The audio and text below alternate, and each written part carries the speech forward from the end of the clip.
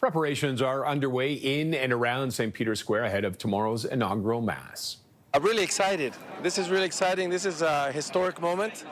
You know, a Pope from America. I think it's an important thing to live, especially for my generation. I think the young people don't go to these kind of events.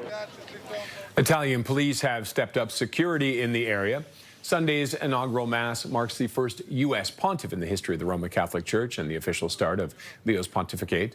Pope Francis's inaugural Mass in 2013 drew an estimated 200,000 people. And joining me now from Rome is the Archdiocese of Toronto spokesperson, Neil MacCarthy. Neil, thanks for joining us today.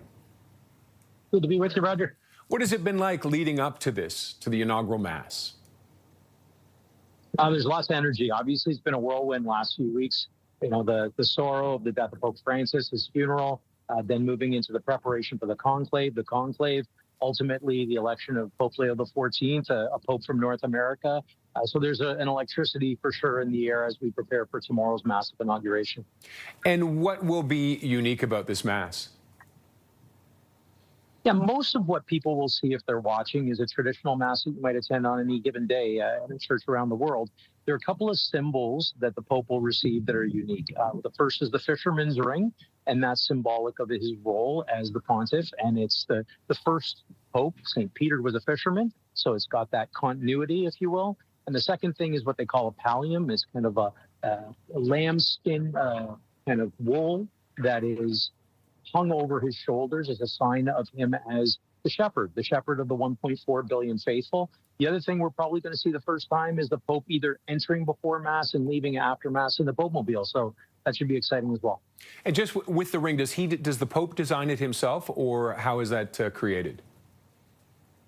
Yeah, it's a fairly standard design. Every one is a little bit different, so we would have a bit of input in that.